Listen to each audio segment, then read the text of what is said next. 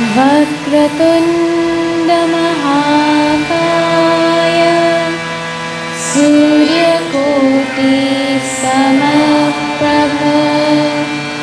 निर्विघ्नं कुरु मे देव सर्वकार्येषु सर्वदा। सरस्वती नमस्तुभ्यं वरदे कामरूपिणी विद्यारम्भं करिष्यामि सिद्धिर्भवतु मे सदा। गुरुर्ब्रह्मा गुरुर्विष्णुः गुरुर्देवो महेश्वरः गुरुः साक्षात् परं ब्रह्म तस्मै श्री गुरवे नमः। समस्तजनकल्याणे निरतं करुणामयं नमामि चिन्मयं देवं सद्गुरुं ब्रह्मविद्वरं वसुदेवसुतं देवं कंसचाणूरमर्दनं देवकी परमानन्दं कृष्णं वन्दे जगद्गुरुं। नारायणं नमस्कृत्य नरं चैव नरोत्तमं देवीं सरस्वतीं व्यासं ततो जयमुदीरये। नमोऽस्तुते व्यासविशालबुद्धे फुल्लारविन्दायतपत्रनेत्र येन त्वया भारततैलपूर्णः प्रज्वालितो ज्ञानमयप्रदीपः। श्रीकृष्ण शरणं मम। I'll sing for a few minutes. Shri Krishna Sharanam Mama. You all please sing along. Shri Krishna Sharanam Mama.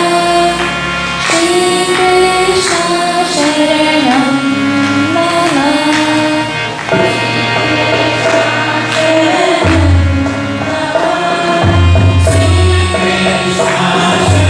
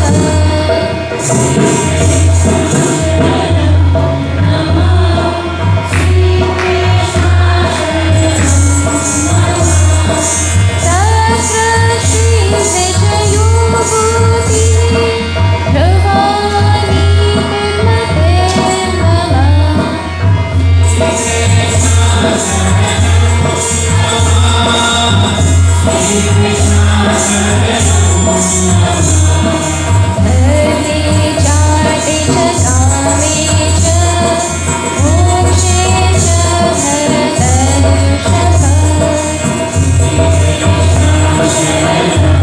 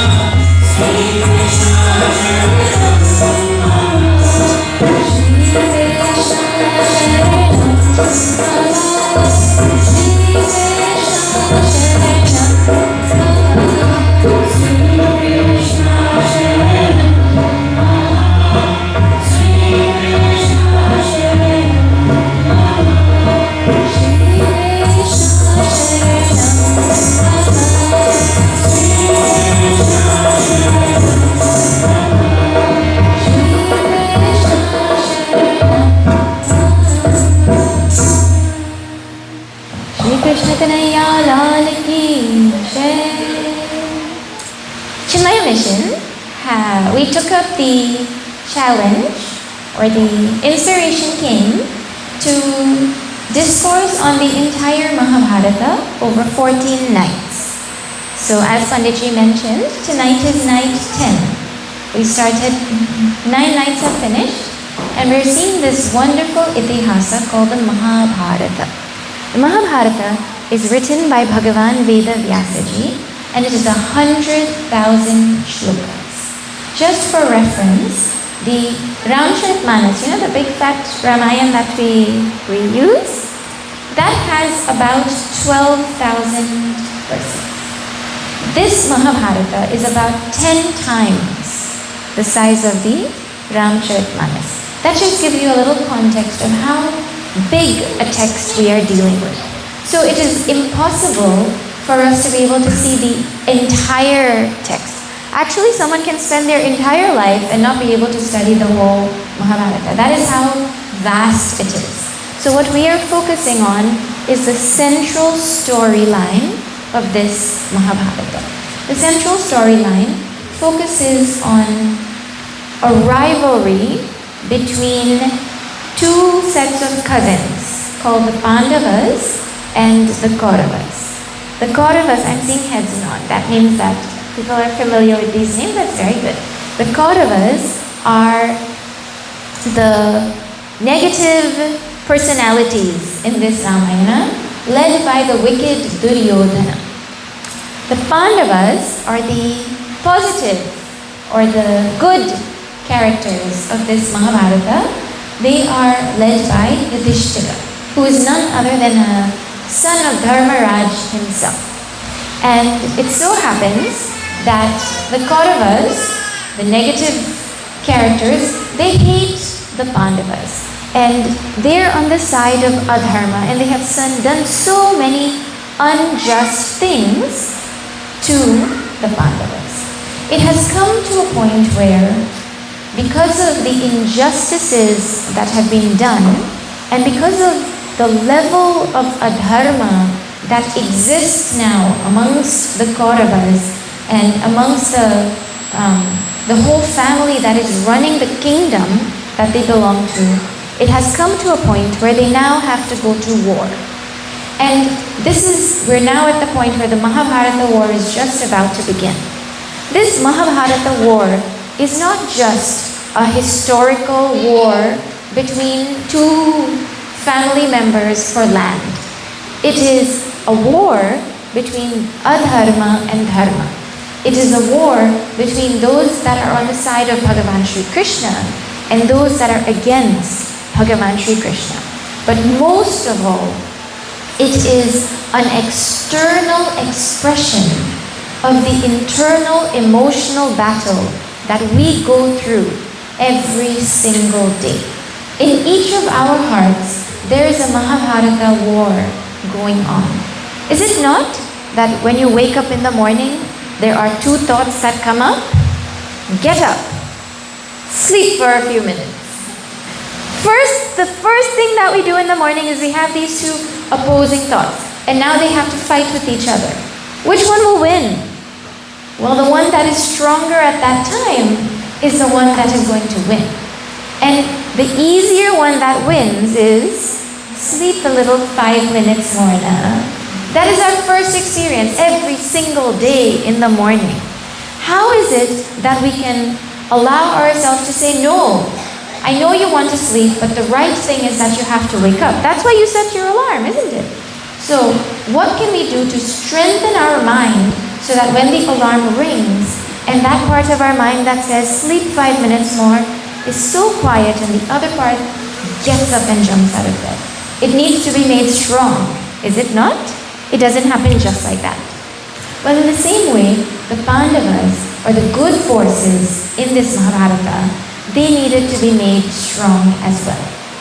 And as we see the journey that they go through and all the challenges that they face, it is supposed to teach us also how we are supposed to face the internal challenges that we face. Waking up is only the first challenge. Challenge number 2, should I take a bath or not take a bath? Now you might think this sounds weird, but really, More than half the world faces this battle every single day. I hear students saying, I didn't have time to take a shower, so I went to school. What? Are you joking? But it is a reality in today's day and age. And then the next battle, should I eat something healthy or should I eat something that I like? And then the next battle, should I scroll for some 5-10 minutes or should I do my work first? At what point in our life are we not facing a battle between that which is easy and that which is good? At what point in our life are we not facing a battle between doing what is convenient and doing what is hard but right? Every moment we face it, is it not? And so this Mahabharata war that we are about to see, really, it is an external expression of what we go through inside every single day of our life. This Mahabharata exposes our mind to the human weaknesses that we have. It exposes us to the reality of the emotions that we have inside us. It doesn't matter whether we like them, it doesn't matter whether we don't like them. What they are, it is presented to us as it is. So this is the wonderful Mahabharata text that we are seeing. And you will see that the Pandavas, the good characters, they go through countless ups and downs in their life. But now, victory is certain for them. And the thing that has changed at this point is that they have gone and now Bhagavan Sri Krishna is on their side. Bhagavan Sri Krishna was always on their side. But now they have verbally said, Krishna, we choose you. We want you to be on our side. We don't need you to fight for us. We need you to be the one who leads us and guides us in this war in our life. And so now, the moment that the Pandavas chose Bhagavan Krishna, their victory was guaranteed. Certain, stamped. It's just a matter of time. You know, when you eat something that, they say you don't lose weight in a day. Have you heard? You can't lose weight in one day. Well, the other party says, well, you can't put on weight also in one day. Right? So now you go and you eat something that you're not supposed to eat. Is it not just a matter of time before it has its negative effects? Or you eat something that is good for you. Is it not just a matter of time before it brings its benefit? In the exact same way, now that Bhagavan Sri Krishna is on the side of the Pandavas, it is just a matter of time before victory is officially theirs. So yesterday, we saw the chapter in this Mahabharata called the Udyoga Parva. It is the section in Mahabharata where a tremendous amount of effort is put in by the Pandavas and by Bhagavan Sri Krishna himself to try and encourage the Kauravas to desist from war, to choose peace, because war is going to cause so many people's innocent lives to be lost. And they are encouraged so much to choose peace, but they do not.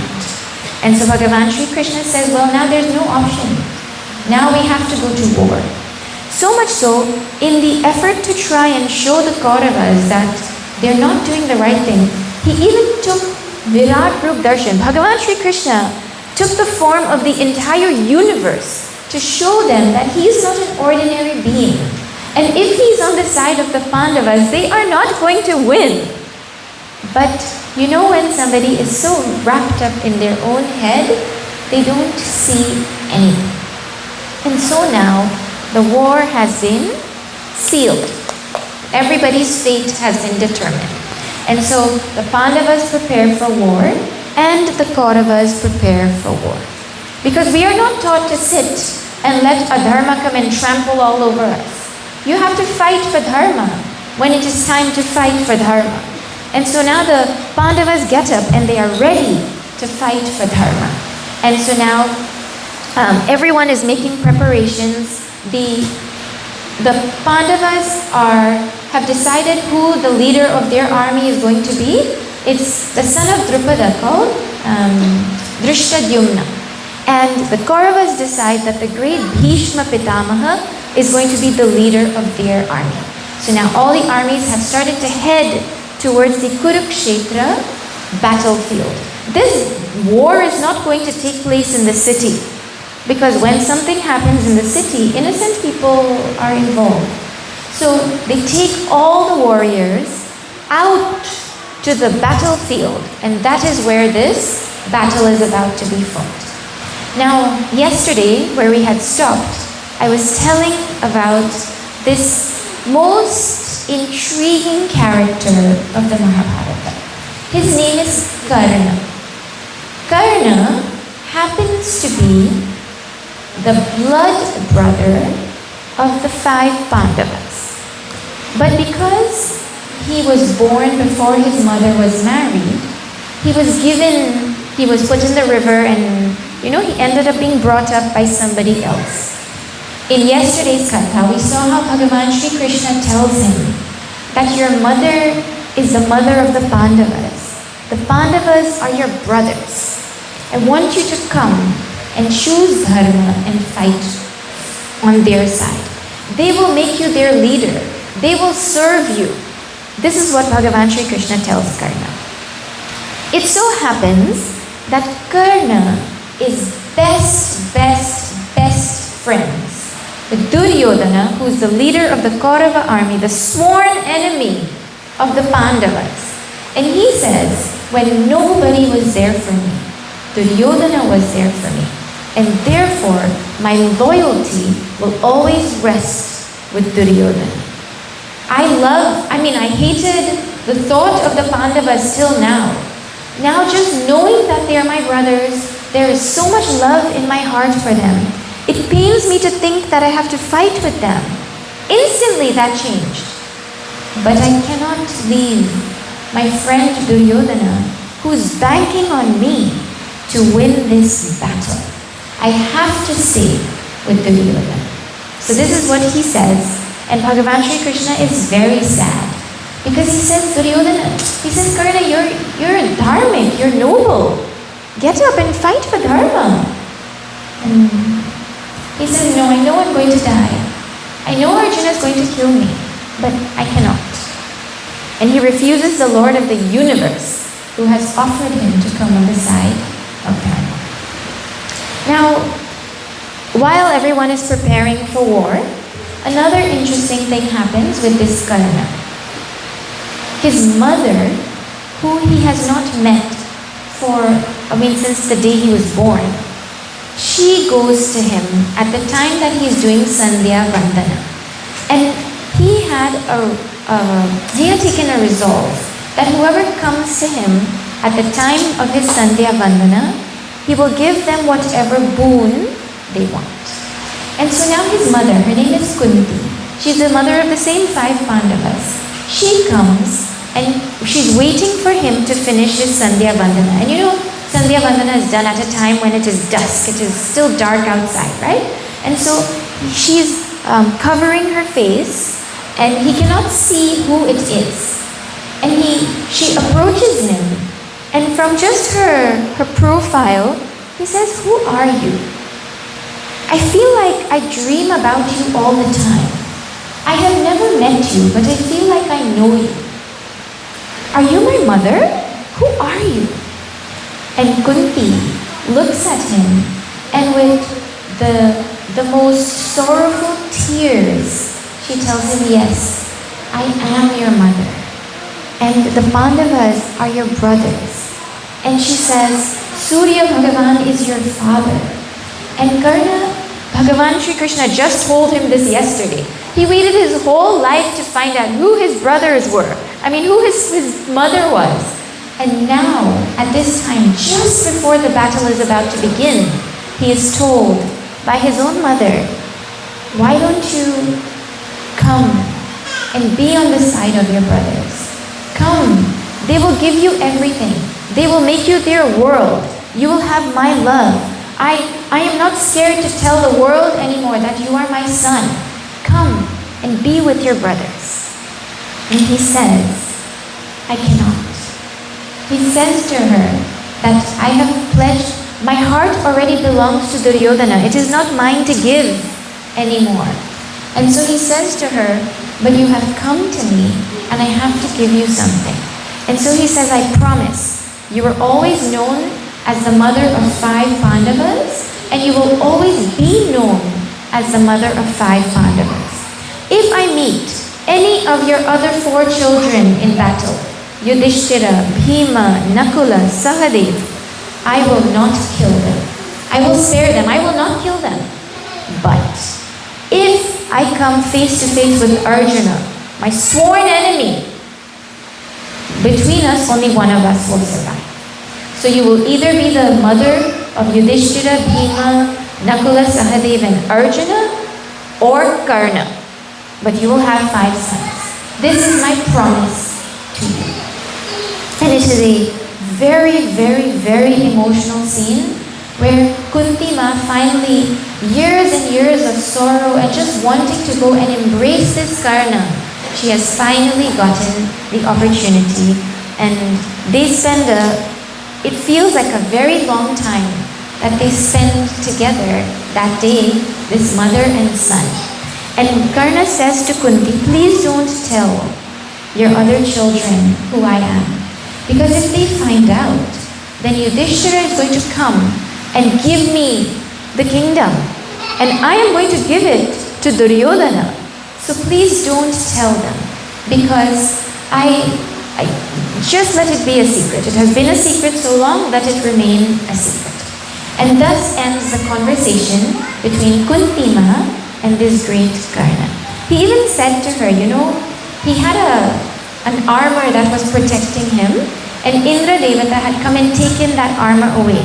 He said, my external armor was taken away, but I had an internal armor, and that internal armor was my hatred for Arjuna, my hatred for the Pandavas.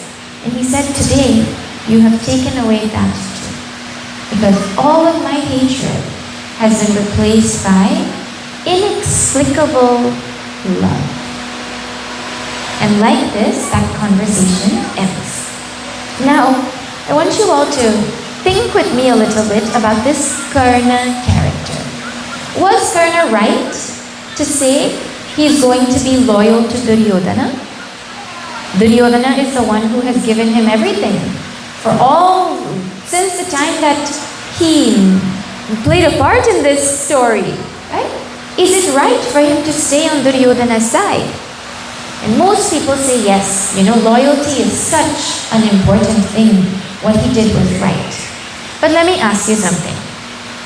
If you have a friend and you're very loyal to them and they have given you so much, and one day you find out that they are part of the mafia, not just part of the mafia, they're the leader of a mafia gang, and they are plotting something that is going to cause destruction to all the innocent citizens of this country.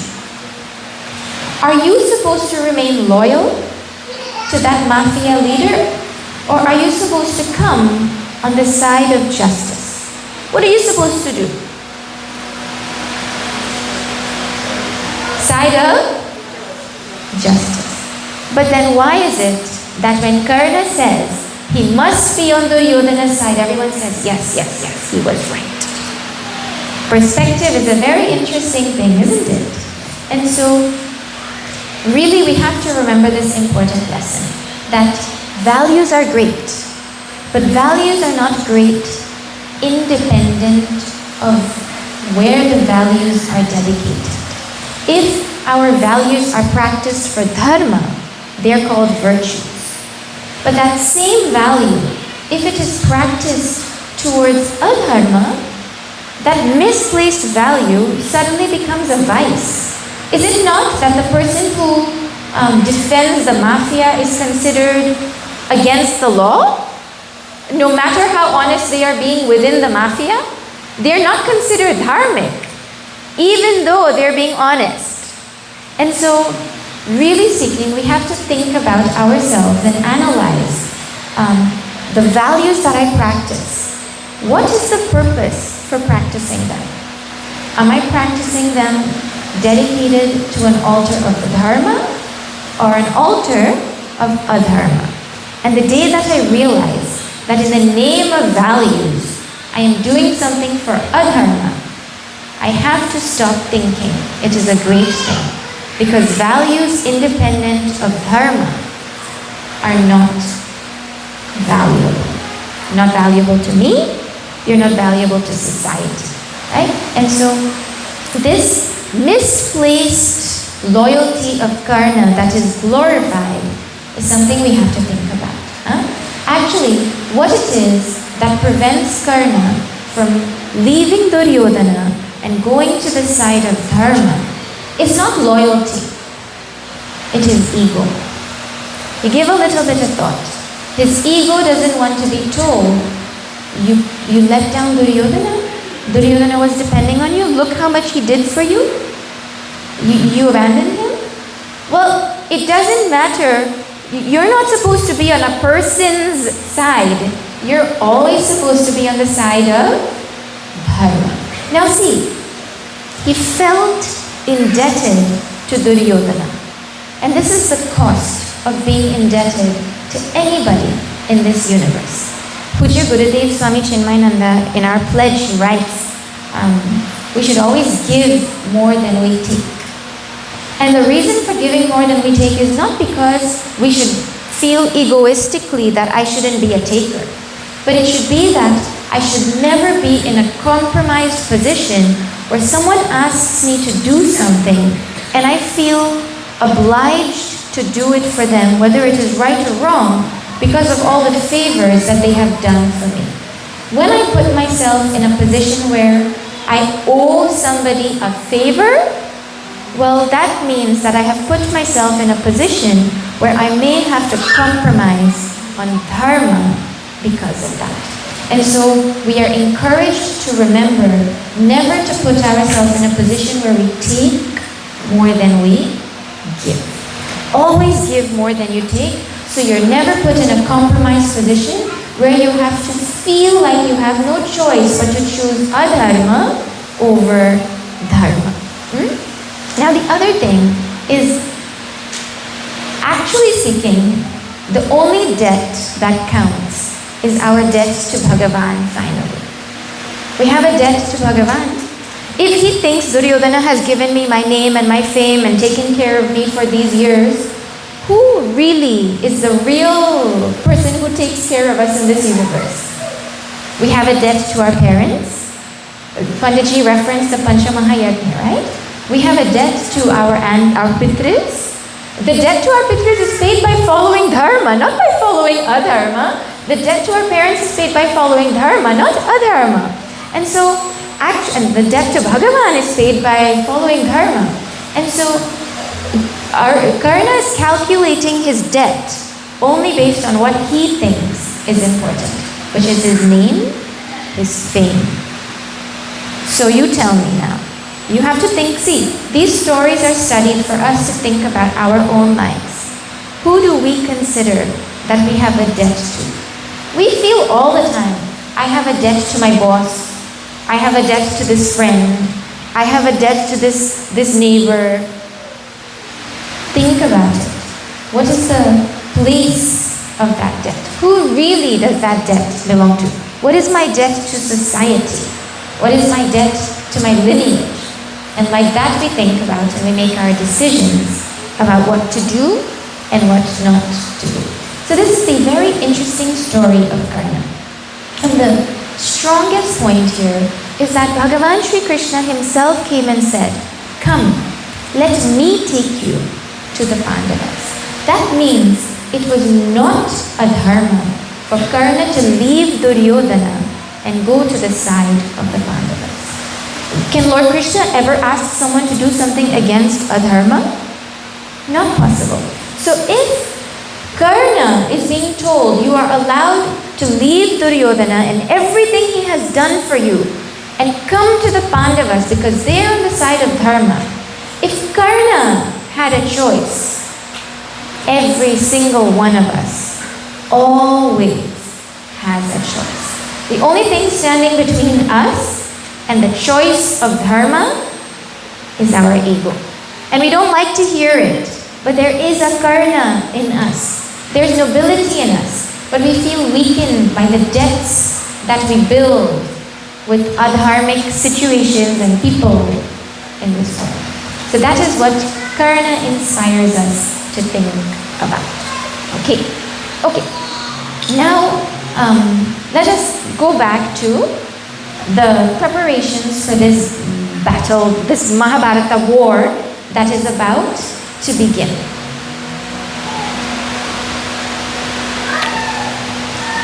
Bhishma is the other character I would like to introduce you all to, because this next section focuses very much on him.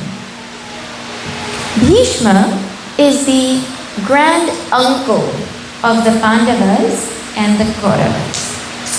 He is actually considered to be the hero, the true hero of the Mahabharata. The true hero of Mahabharata, the unsung hero, is actually this Bhishma Pitamaha, grandfather Bhishma. Bhishma, when he was young, was brought up and trained and poised to be the king of Hastinapur, the kingdom for which this war is happening currently. And out of love for his father, who fell in love with another woman, he relinquished his right to the throne. He took a vow that he would never sit on the throne, that he would never get married, so none of his children would fight for the throne, and he took a vow that whoever is sitting on the throne, he will support, protect, take care, serve that person. These were the great vows that he took, and he got the name Bhishma, terrible, because of the intensity of the vow that he took. Well, it so happens that on the throne currently is sitting Dhritarashtra, the father of Duryodhana. Totally weak, blinded by this love for his son, and now Bhishma feels like he has no choice but to support Duryodhana in this war, because Duryodhana is on the throne of this Hastinapur. And his loyalty is to who? Whoever is on the throne. This is Bhishma's situation. Bhishma knows what they are doing is wrong. He doesn't like it, but he feels that he is obliged to fight for Duryodhana, to fight on the side of the Kauravas. And so Duryodhana asks him to be the commander-in-chief of their army, to lead their army. And Bhishma accepts, but he has two conditions.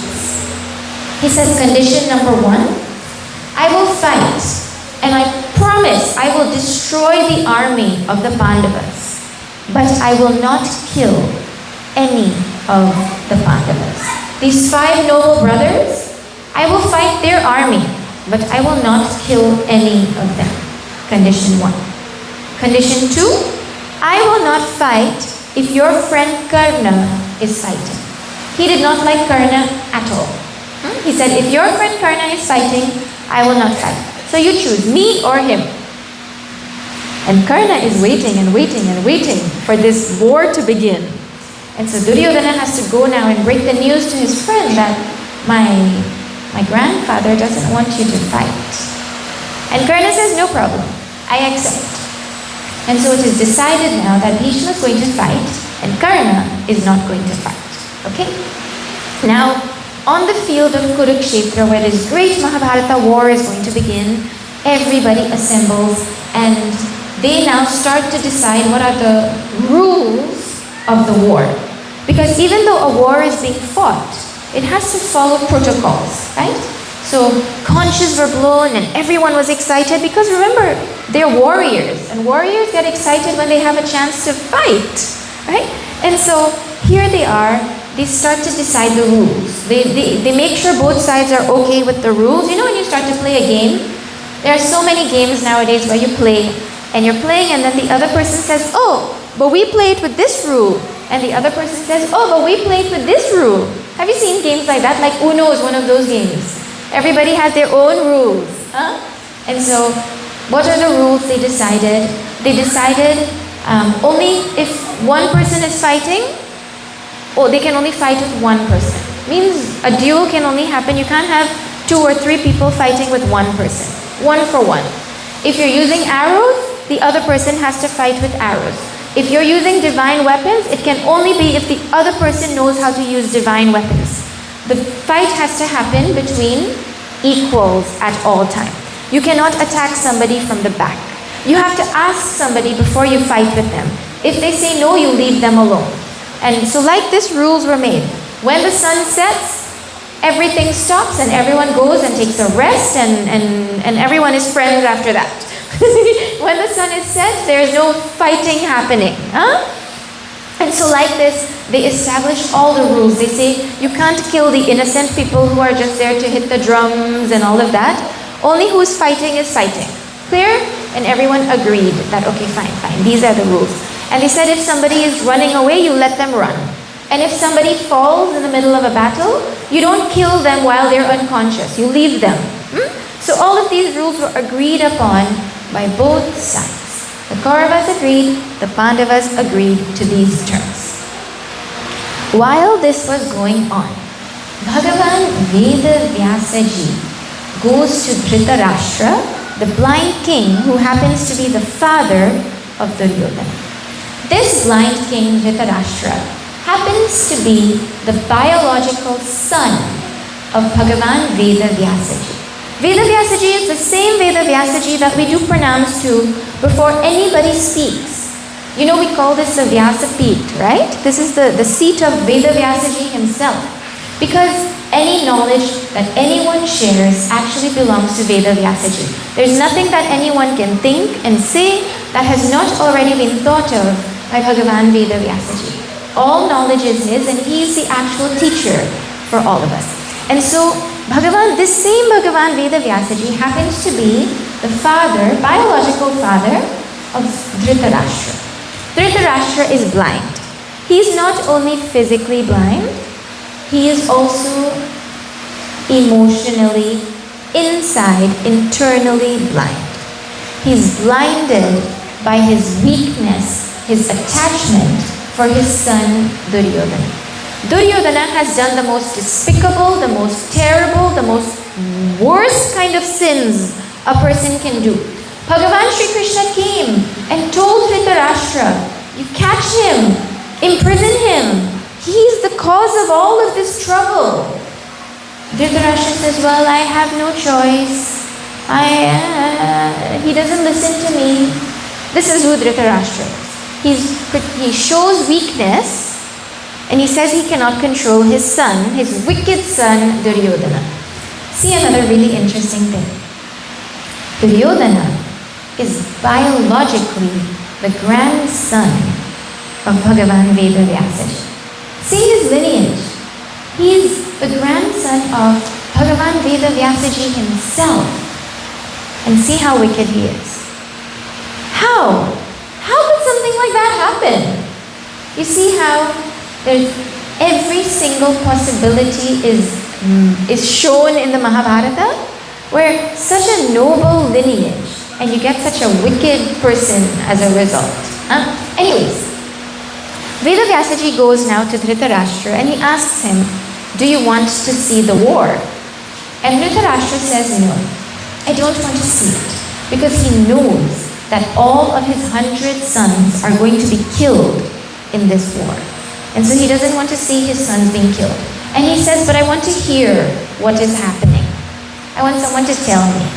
And so Bhagavan Veda Vyasa gives Divya Drishti, divine eyes, to Dhritarashtra's charioteer and minister who is called Sanjaya. And the power of this Divya Drishti is that Sanjaya can see everything that is happening on the battlefield. Not just what is happening outside. He can see, he can hear every single thought of every single warrior on the battlefield as well. And part of the power that he gets for the war is that he's never going to get tired. So Sanjaya is the one who is now responsible to relate the events and the happenings to Dhritarashtra about what is happening in the war. And so The way they portray it in the serials and in all the movies and the way it's talked about is, so now Dhritarashtra and Sanjay are sitting in the palace, and Dhritarashtra says, what is going on the battlefield? And from here Sanjaya closes his eyes and he tells Dhritarashtra. That's not how it actually happens in the Mahabharata. That's probably just for dramatic effect and all of that. How it happens is, Sanjaya is on the battlefield. He's watching everything on the battlefield. On the 10th day of this war goes on for 18 days, by the way. On the 10th day of this war, something catastrophic happens. Something very, very dramatic happens. And when that dramatic event happens, at that time, Sanjaya rushes and goes to the palace. And at that time, on the 10th day, Dhritarashtra asks Sanjaya, what happened on the battlefield? And that is when Sanjaya starts to relate. From day one, in the past tense, he starts to relate everything that has happened until this point. And so now let us see what it is that Sanjaya relates to Dhritarashtra about the war. He explains to him how Duryodhana has so much faith in this Bhishma that his whole effort is everybody should protect Bhishma, because if Bhishma is fighting, we are going to win. Duryodhana thinks that he's going to win this war in one day. He thinks they're going to show up, they're going to kill all the Pandavas, they're going to defeat everybody, and they're going to come back victorious. His grandfather Bhishma has told him over and over again, you cannot defeat the Pandavas. They are invincible. They have Krishna on their side. How dumb are you to not realize that? He tells him this over and over and over again. Anyways, at the beginning, Duryodhana, his faith in Bhishma is shown. He has faith in Bhishma because Bhishma has a boon where nobody can kill him. He has the privilege, well, it's a boon, he feels like it's a curse, but you'll see, right? He has the privilege of choosing the time of his own death. So nobody can kill him. So Duryodhana feels like he's invincible. He's going to just kill everybody and then I'm going to win. And so he tells everybody, you must protect Bhishma. And remember, Karna is not fighting, right? And so now there's big details in Mahabharata about how the chariots were arranged, the formations of the chariots and who had what chariot, and Lord Krishna was holding the reins of Arjuna's white horses, and this is what this person's flag looked like, and this is what Bhishma looked like on his chariot, and such elaborate descriptions that you can close your eyes and you can visualize the entire Kurukshetra and what it looked like at that moment. And you see the elaborate description of the whole way the armies are laid out and how they decide to fight and what they decide to do. And then you wonder, well, let me tell you, I used to wonder, why is it that Bhagavan Veda Vyasaji is wasting so much time describing all of these things that are not relevant? It is because, one reason could be because Mahabharata has everything, it has to have that too. And the other thing is, it shows us how, two things. One is it not that people make action movies in today's day and age? And people go and they watch, and then they watch people fighting and sending this weapon and sending that weapon and strategizing, and we watch movies like that, isn't it? It means there are people who have vasanas, natural interest, inclination for this kind of thing. And so they might read it and be like, wow, this is amazing, And then and then the other side of it is you see the intelligence and the depth to which everything was addressed in our tradition. A simple thing like a battle was addressed with such intelligence that there is a whole shastra that teaches you, there's knowledge about going to battle and how to fight and which position to lay your army to get this result, and it just shows the amount of knowledge that our rishis had is something that we cannot ever fathom. It is really amazing if you start to think about it, eh? Okay. Now Bhagavan Krishna, who is driving Arjuna's chariot, he tells Arjuna, Arjuna, make your mind ready. Your first big victim, I mean, you're going to fight people and kill little warriors here and there, but your first big victim is going to be Bhishma Pitamaha, your grandfather. He's going to be the first big name that you're going to have to kill. And so, he's telling Arjuna this, and everyone's now ready to fight. You know, the whole battlefield is ready, everyone in position. They're just waiting for the conch to be blown so that they can pick up their arrows and shoot. And at this time, something very strange happens. Yudhishthira, who is the leader of the Pandavas, the oldest brother, who has been rooting for peace this whole time, he takes off all his armor. He puts down his weapons. He takes off his shoes and he starts to walk to the other side towards the Kaurava army. And his brothers look at him like, what is wrong with our brother? What is he doing now? Is he going to go and surrender? The war has just begun. But they have so much faith and they're so united with Yudhishthira that they do the same thing. All these great warriors waiting to fight Adharma, they take off their armor, they drop their weapons, they take off their shoes, they don't know why they're doing it. And they follow Yudhishthira and they go to the other side. And Bhagavan Krishna is going with them too.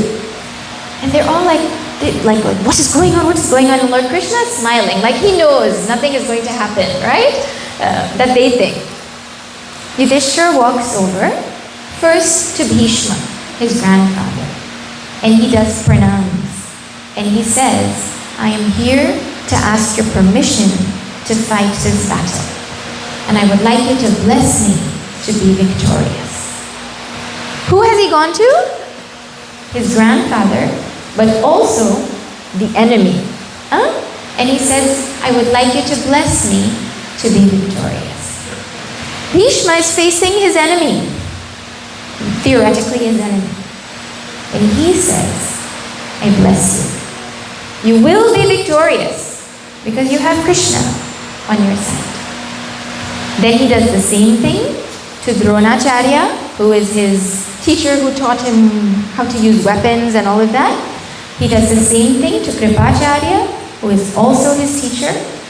And only after he has gotten the blessings from these three great heroes on the Kaurava side does he turn and go back to get ready to fight. This point is something we should never forget. The blessings of our elders is indispensable. We cannot achieve anything in our life without the blessings of our elders. You tell me, like right now Pitru Paksha is going on, right? It is a time where we're supposed to express our gratitude to our ancestors.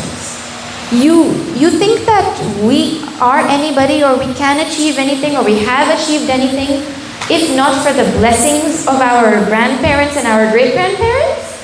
It is because of their blessings that we are who we are today and we are where we are today.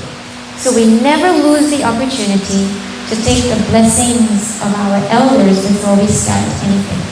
Without their blessings, victory is not guaranteed. With their blessings, even if they are the ones fighting you, your victory is guaranteed. And so this is a really wonderful thing that happens. And you know, Duryodhana, I mean, he is so wicked, he cannot even think of this possibility. And so when he sees Yudhishthira coming, he thinks, oh, Yudhishthira is coming to surrender. He's realized our army is so much bigger. We have like 1 million more people than them. He's going to surrender and he's going to go back to the forest. He doesn't know what hit him. His strongest warriors have just blessed the other side to be victorious. And so now, finally, the battle is about to begin. Actually, no. Every time you think it's about to begin, I mean, it's a drama, you know? Something else happens. Just before they go back, as they're going, Bhagavan Krishna tells Karna. He says, Karna, look, you have one more chance. You're not fighting for Duryodhana right now. Come and fight on the Pandava side. And he said, if not for the whole war, at least until Bhishma doesn't fight, and then you go back and fight for them. He gives Karna another chance. And again Karna says, no, I cannot do this to Duryodhana. I'm just not going to fight. And he waits. Now, just before the war begins, Yudhishthira makes an announcement. Big announcement. You know when people are getting married, the person who's in the church and all, you'll see, if anyone has any objections, speak up now, and then you're supposed to speak up at that time. Well, in the battlefield also, something like that happened. Yudhishthira made an announcement. He said, listen, anyone who is on the Kaurava side who would like to come to the Pandava side, this is your chance. You are welcome to join us. And one person from that side stands up and comes. And it happens to be Duryodhana's brother. Well, half-brother. Duryodhana's half-brother. His name is Yuyutsu. And he says, I would like to come to your side if you will have me. And Yudhishthira says, I am so happy that you have come. Because at least now, when all the other sons of Dhritarashtra are killed in this battle, at least there will be one son remaining who can do the shroud of his father Dhritarashtra when he dies. And that sentiment just sends chills down the bones of every single person on the battlefield there. Because Yudhishthira means everyone's going to die. But look at his nobility. In the midst of that, he is thinking about his uncle who has done such terrible things to them. See dharma, see the glory of a noble person. That is our Yudhishthira.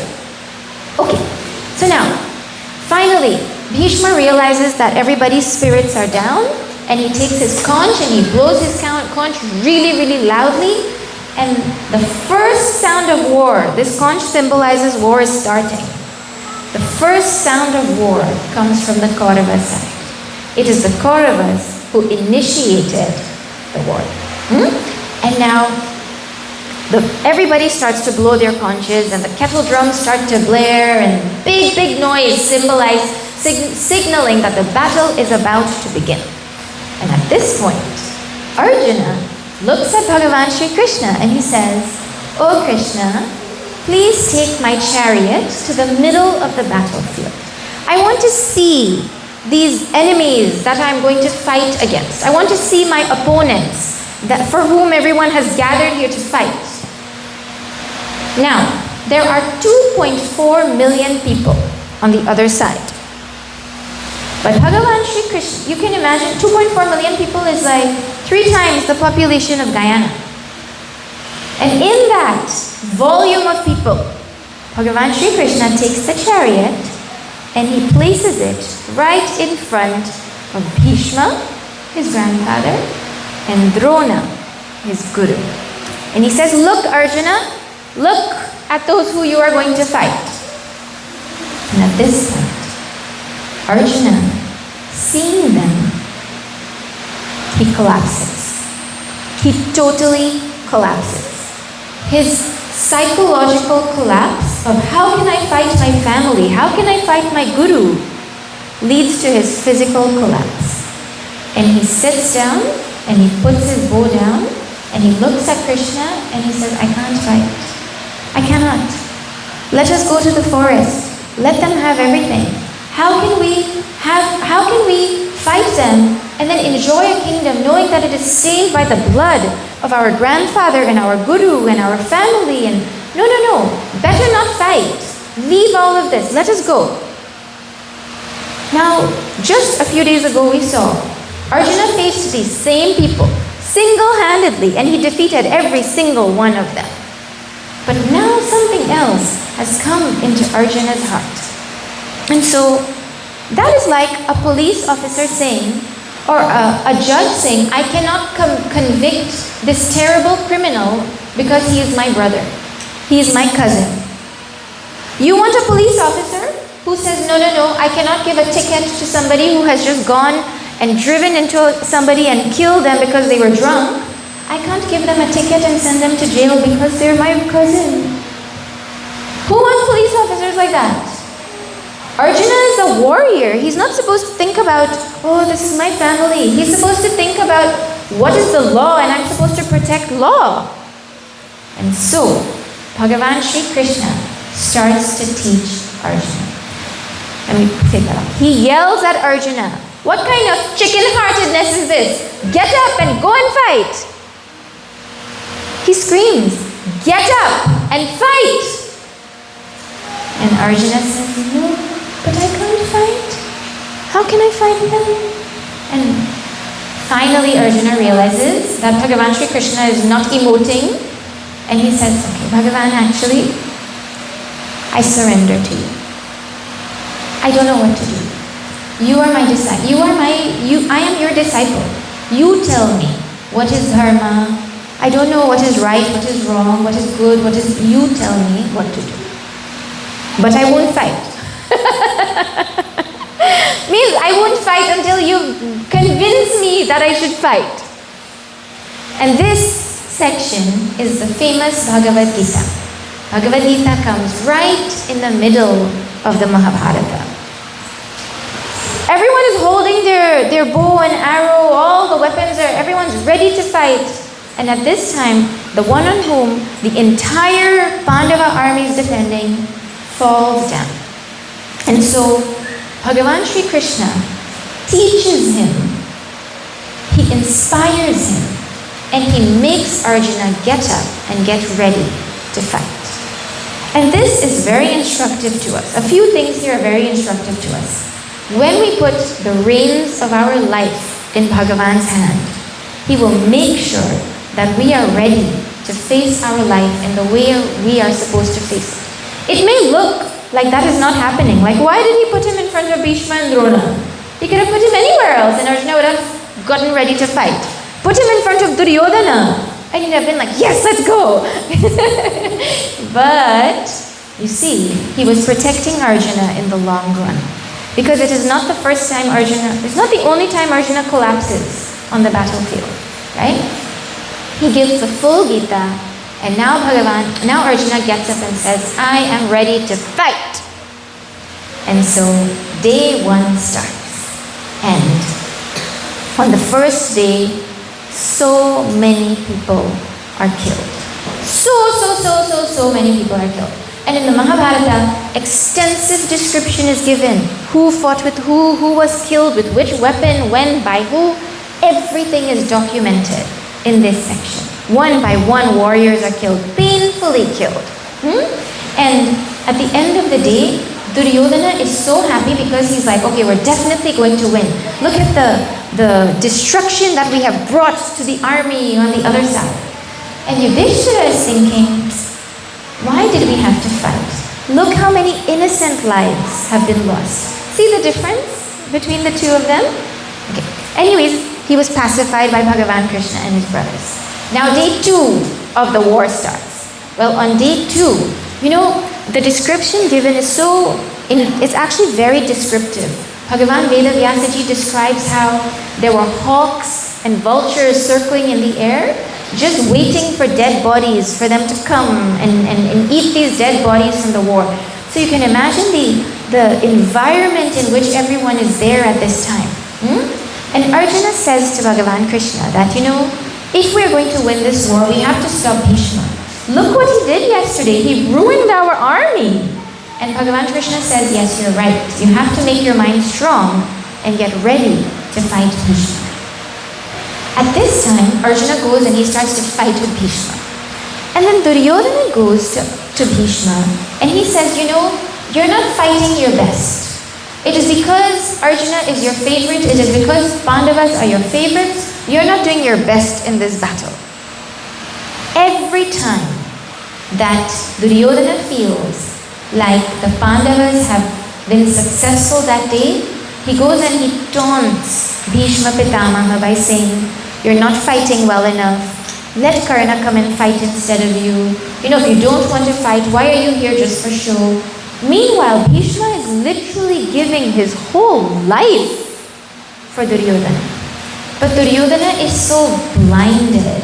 His mind is so perverted. Bhagavan Shri Krishna said, you're the most sinful man that exists on the planet. This is who Duryodhana is.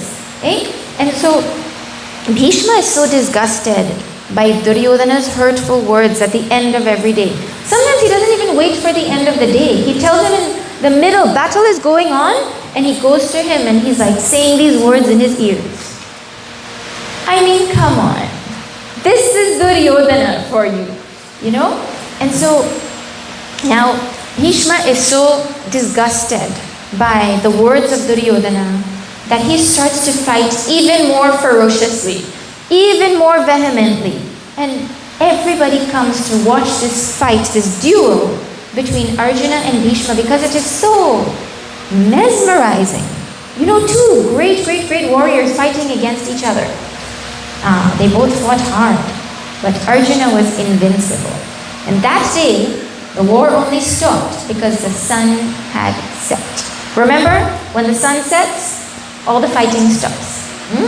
And so now, Duryodhana realized that this war is not going to end so easily.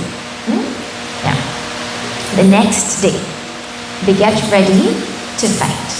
And when, now the next day, Arjuna has to fight Bhishma again. And so Arjuna is facing Bhishma now. And Bhishma is sending arrows like fierce arrows. And Arjuna is sending arrows, but his arrows are soft. It's as though he's sending flower petals to Bhishma instead of arrows. That's how soft it was. That is the description that is given. And at this point, Bhagavan Shri Krishna gets angry. He gets really angry. He says, Arjuna, he thinks in his mind, Arjuna has forgotten his duty because of his attachment. He is so weak and he is not doing what he is supposed to be doing. Look at how Bhishma is destroying the army. And look at what Arjuna is doing.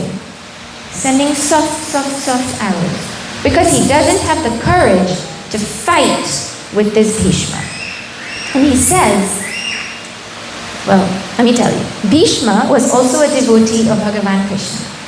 And Bhagavan Krishna had taken a vow, an oath, that he is not going to lift any weapon in this battle. Now, Bhagavan Krishna said he's not lifting a weapon. Bhishma heard that. And he made a promise. He said, I'm going to make Lord Krishna pick up a weapon tomorrow. So now here's Bhagavan Krishna. Behind him, one devotee who he's protecting. In front of him, Bhishma, another devotee whose words he has to now fulfill. And he in the middle with his vow that he is not going to pick up a weapon. What does he do? He's angry with Arjuna. Arjuna is not fighting the way he should. I think you all know this. Everybody knows this. I think everybody knows this. Bhagavan Shri Krishna jumps out of the chariot angry. He's very angry. And he takes the form of Narayana and he gets his Sudarshan Chakra and he's about to send it to Bhishma. And Bhishma is like, finally, Bhagavan, come. Please, rid me of my suffering. End this curse that I have where I cannot be killed. Just let my samsara end. It is the most joyous thing to see you standing in front of me with your weapon, ready to kill me. I cannot wait to go. And Arjuna runs to Bhagavan Shri Krishna and he holds onto his legs and he holds his hands and he says, Bhagavan, I'm so sorry. And he starts to cry and he says, I promise I will fight. Please don't break your word. Please don't give up on your vow. You said you won't take a weapon. Don't do this. Please, please, please. I'm really sorry. I'm really sorry. Arjuna begs Lord Krishna. Lord Krishna doesn't say anything, but he goes back into the chariot. And now Arjuna starts to fight with vehemence. And nobody can imagine the amount of destruction that Arjuna caused that day. And the only reason that the battle finished is because the sun set. Duryodhana was so worried at this point of time. Now, the fourth day of the war, Duryodhana's brothers start to fall. Bhima is destroying them like ants. Bhima has taken an oath to kill every single one of Dhritarashtra's 100 sons. Right? And so, oh no, now if I go into this, we won't finish. I just saw the time. So let us pause here. We have to stop because time ran out. I thought that for sure we were going to reach day 10 today. Today's day 10. We should have reached day 10 today. But Bhagavan has his own plans. Don't worry. If you're wondering, well, will we see the end of this Mahabharata? Yes. We will reach. At least we will finish the war. Don't worry. But we will pause here for now. And we will see tomorrow how this war continues to unfold. 3 days are over. Bhagavan Sri Krishna was about to break his vow. And he was about to kill Bhishma because Arjuna was not doing his duty. Luckily, Arjuna stopped him. So now tomorrow, more fighting. Much more fighting. And tomorrow is actually a very emotional scenes also are there in this Mahabharata. So we'll pause here. We'll see you tomorrow. Thank you all so much for hosting this 10th night of Mahabharata. This Kuhu Mandir is very, very lovely. I was overjoyed to be here this evening. Thank you to Panditji for the welcome and for allowing us to be here. Thank you to all the execs for organizing. And well, we live here in Guyana now, so we're happy to be with you whenever you'd like. We'll be here. We live in East Coast in Monrepo. So once the bridge is done, please take a drive and come visit us. Our ashram is in Monrepo, right? So Chinmay Mission, we're a teaching organization. What we do is we teach. We teach Sanatana Dharma, we teach Hinduism. Anything in Hinduism we teach. We teach how to chant Bhagavad Gita, we teach the understanding of Gita, we teach how to chant Ramayana, the meaning of Ramayana, we teach Pandit course, we teach how to be a Pandit. We won't do the puja, means we're not Pandits, but we'll teach people to be Pandits also. So like that, so many things we're doing, and for all ages. From the time a child is in the womb, their education is supposed to start, and we have teaching for when the child is in the womb also. All the way until a person is a senior. So if you know anyone who's interested, you let them know this kind of work is going on. We're also going to start teaching the chanting of Bhagavad Gita chapter 12 soon. If you're interested in learning how to chant and chanting it so well that you can teach it also, you need to commit half an hour twice a week, and we will train you. And you'll be able to go and chant this. Chapter 12 of Gita is called Bhakti Yoga. It is a summary of everything to know about devotion.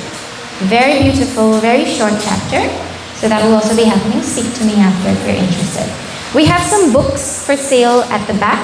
After Aarti and all of that, if anyone would like to purchase, we have so many different topics for children, for adults, for youth, and all of that. So you can come and see if any book catches your eye. Okay. All right. Panditji will do Aarti. We will do Bhagavad Gita Aarti now. Okay? Look, this Mandir is so blessed. Bhagavad Gita came today. I mean, we skipped it. We saw the beginning and the ending. If we start Bhagavad Gita, then we need one more year. All right, please stand for Gita Aarti. Hare